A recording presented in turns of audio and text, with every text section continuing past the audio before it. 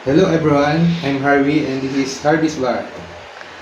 For today, gagawa ako ng isa sa mga favorite kong cocktail which is whiskey sour. But whiskey sour in two ways. So, let's go to Harvey's Bar. So, for the whiskey sour, ang first ingredient natin is whiskey or bourbon. So, ako ang pinili ko is bourbon since ito yung meron ako. And also, tingin ko medyo mas kakaiba ang lasa ni bourbon kaysa kay whiskey. So, pwede ka rin gumamit ng itong kilala natin na black label which is Scotch whiskey. Or pwede rin naman yung itong blended Scotch whiskey which is Chivas. So, maalin dito pwede nyo gamitin. Pero sa video na to, ang gagamitin ko is bourbon. Okay, ito ko muna. Then, after ng bourbon, kailangan din natin ng lemon.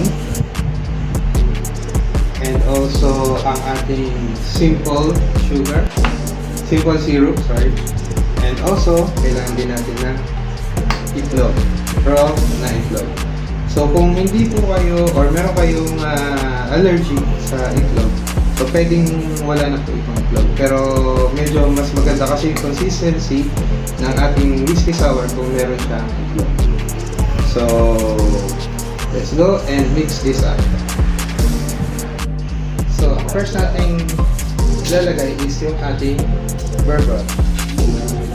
So, for our bourbon is 60 ml bourbon. So, ilalagay natin siya sa ating shaker.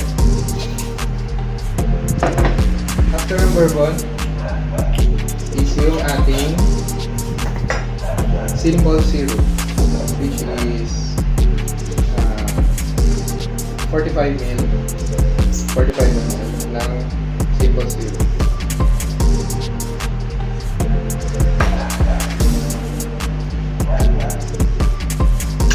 Next one is our lemon, which is around 3/4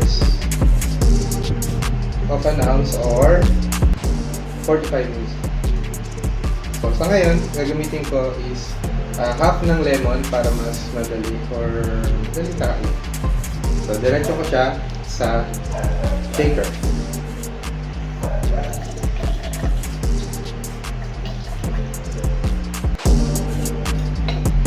Hindi pa masyadong makuha yung juice lahat. So, I prefer na makuha lahat ng juice. So, medyo ina-ice ko siya sa aking squeezer para mas pumatas yung lemon.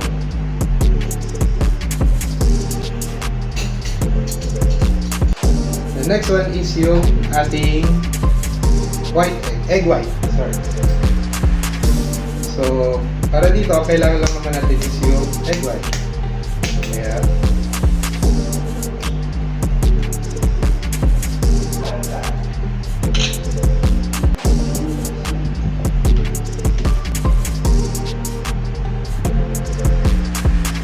after mailagay lahat ng ating ingredients, so kailangan muna natin siyang i-dry shake. Meaning, ibig sabihin ng dry shake is i-shake natin siya nang wala muna ng ice. So, let's shake.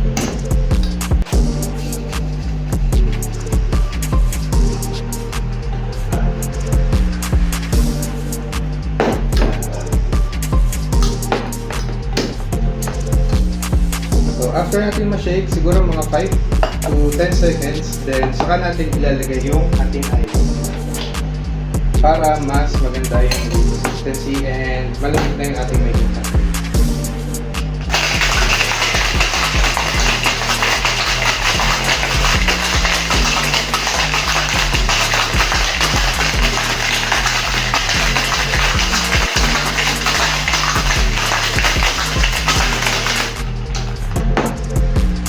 After ma-shake, so ilalagay na po natin siya sa ating baso. So, kuwan ka lang. For our glass, I prefer na ilagay muna natin yung ating glass sa freezer para pagdating or bago natin isalid yung ating cocktail sa ating baso is sobrang lamig niya and mas masarap siyang kumain. Okay. So, So, i-double strain natin yung ating nagawang cocktail. Bago yan, lagyan muna natin siya ng ice.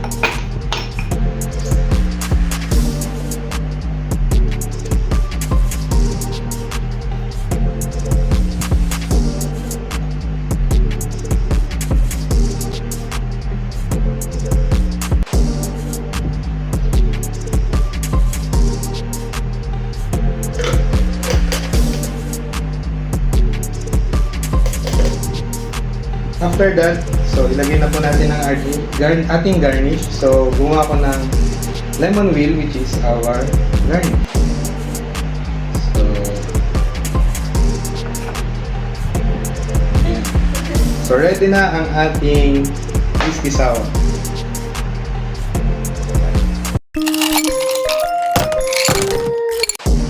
For our next sour or whiskey sour, siguro papalitan ko yung ating whiskey na mas yung alak na mas kaya nating bilhin dito sa kahit dyan lang sa mga tindahan, makakabili kayo dito, which is Alfonso or brandy.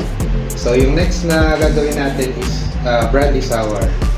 And kagaya ng whiskey sour, kailangan din natin ng simple syrup and also our lemon. So ito yung kalahati ng lemon kanina na tinimpla ko para sa whiskey sour. So yung bis na itlog yung gagamitin is, since meron akong natitira pang red wine, so red wine yung ipapalit ko sa kanya for garnish and toppings. Okay, so let's mix our second cocktail. So first is our brandy, 60 ml ng brandy.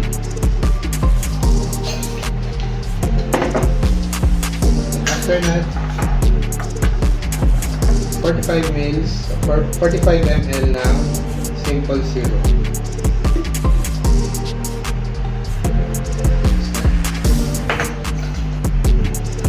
And then half of lemon or 45 ml ng lemon juice. So I prefer fresh lemon yung ating gagamitin para mas masarap ang ating sour.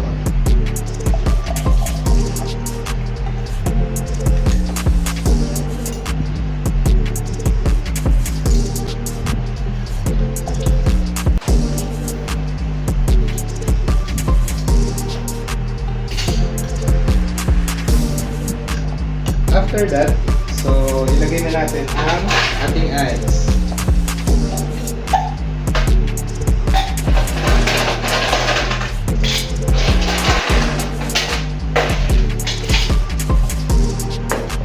And then, let's shake for 5 to 10 seconds.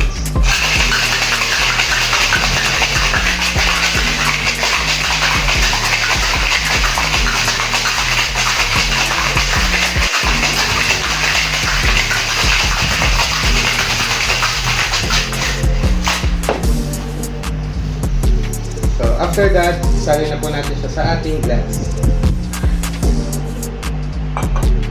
So here is our glass na gagamitin para ngayon. And for that, lagyan din natin siya ng 1 to 2 piece ng ice. Then double straight katulad ng kaninang whiskey sour.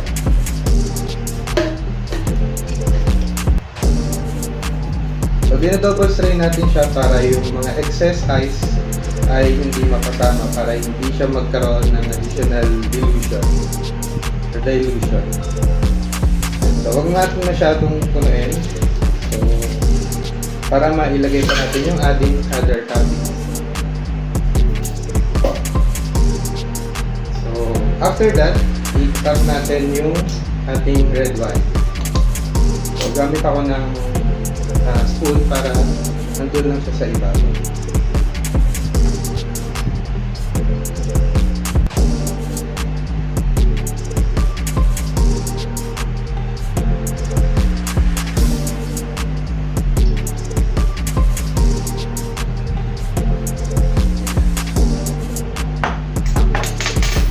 after that, maglagay pa tayo ng pang garnish, which is lime twist. Express natin ng konting lime oil. And then, there you have it. Brandy sour. May own version ng brandy sour. At yun na nga. Ito na ang ating dalawang cocktails na pinrepare, which is whiskey sour and brandy sour. So, as you can see, meron din akong pulutan na pinrepare ni Mrs., which is beef and pork with enoki mushrooms. So, pinarito lang ba? Alright. So, first, istikman natin yung ating whiskey sour, which is my favorite cocktail for your information. So, cheers!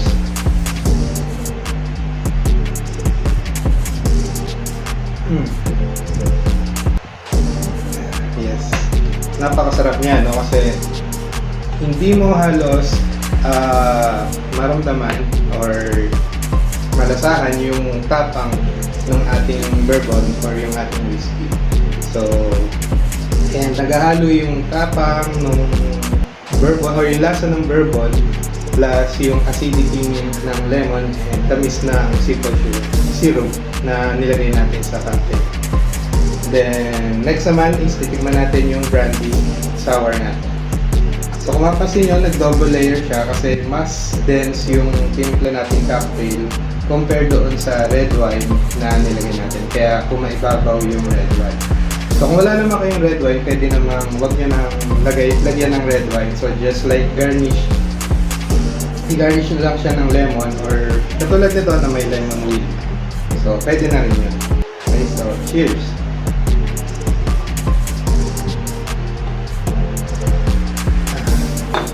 So for me, parang mas masarap siya talaga na merong red wine on top.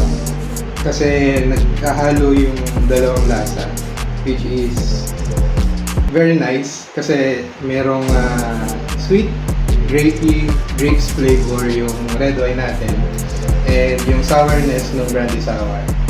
So to compare both cocktails natin is, I think halos konti lang yung difference niya. So dito lang medyo mararamdaman mo yung lasa talaga ng bourbon na nilagay natin, which is yung itong ating bourbon whiskey McCoy. So ito is mabibili nyo lang to sa, I think sa SNR, pero sa SNR or sa Landers. Yan. So ito wala kasi ako makikita sa 7-Eleven or sa kahit anong department store, no. Pero itong brandy whiskey, tingin ko kahit sa tindahan naman siguro meron yun. And I guess kung hindi pa kayo nakapag-pundar or invest ng mga alak, I think pwede kayo dito. No, mas madali niyo siguro siyang magagaya or magagawa sa inyong mga mahal. And syempre, after nito, kailangan natin ng masarap na pulutan para mas ma-enjoy natin ang night or ang evening. Okay? So, yun lang. And please subscribe to my channel para and hit the notification bell para yung susunod na video is mapanood ninyo sa aking channel. And ma-notify kayo para yung mga next na ititimpla ko. Actually, ang dami ko pang list or ang dami ko pang cocktails na ititimpla sa inyo. And sana mapanood niyo yung lahat. Okay? So, yun lang and goodbye everyone.